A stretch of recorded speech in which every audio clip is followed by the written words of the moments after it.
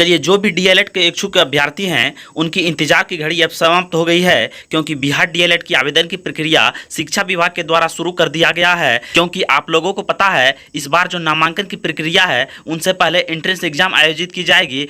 यह सारी बात जैसे ही सूचना आई थी हमने आपको जानकारी दे दिया था। अब आवेदन की प्रक्रिया शुरू हुई है तो हम स्टेप बाय स्टेप बताएंगे कि आप किस तरह से आवेदन कर पाएंगे और कैसे इसकी चयन प्रक्रिया होगी, किस किस स्टेप से आप लोगों की नामांकन की प्रक्रिया पूर्ण होगी। सारी जानकारी समय समय पे अपडेट रहने के लिए आप हमारे इस चैनल को सब्सक्राइब करके रख लीजिए और समय समय पे हमारा अपडेट देखिए, जिससे आप अपडेटेड रह पाएंगे। चलिए, आज मेरा मेन टॉपिक है बिहार डीएलएड एडमिशन 2022, अर्थात आप लोग 22 से 24 का जो सेशन है उसमें अगर आप नामांकन लेना चाहते हैं तो उससे पहले आपको एंट्रेंस एग्जाम देने के लिए आवेदन करना होगा। उसके बाद ही आप लोगों की नामांकन की प्रक्रिया होगी। तो चलिए, आज हम जानते हैं कि किस तरह से आप आवेदन करेंगे, कैसे आपको किस वेबसाइट पे जाना है, सारी प्रक्रिया करके हम समझाने वाले हैं। तो उसके लिए आपके पास मोबाइल होगा, पीसी होगा, लैपटॉप होगा, जो भी होगा उसका सिंपल सा क्रोम ब्राउजर ओपन करना है। क्रोम ब्राउजर में कुछ इस तरह से लिखना है biharnotice.com। जैसा कि आप स्क्रीन पे देख रहे हैं biharnotice.com लिखने के बाद आप इंटर कीजिएगा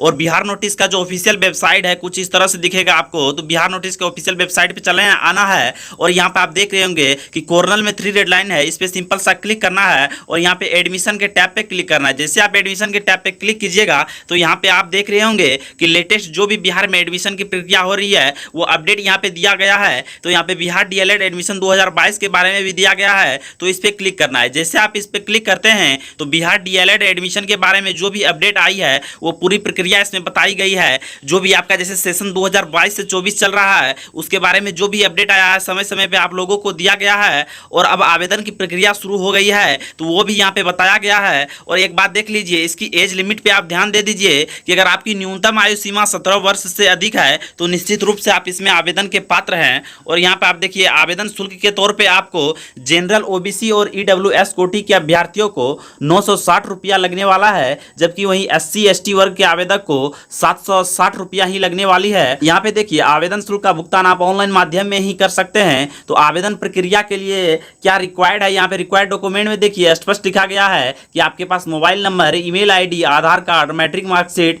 intermediate marksheet, personal certificate, caste certificate, income certificate, दिव्यांग certificate, scanned image photograph, scanned image signature, ये सारे आपके पास होने चाहिए। और यहाँ पे देखिए आपके पास योग्यता क्या होनी चाहिए कि आप 12वीं उत्तीर्ण। तो जनरल, ओबीसी, ईडब्ल्यूएस वर्ग के आवेदक को किसी भी मान्यता प्राप्त बोर्ड से न्यूनतम 50% अंकों के साथ इंटरमीडिएट अर्थात 12th उत्तीर्ण होना आवश्यक है, जबकि SC ST के अभ्यर्थियों को न्यूनतम 45% अंक के साथ इंटरमीडिएट उत्तीर्ण होना आवश्यक है। तो निश्चित रूप से SC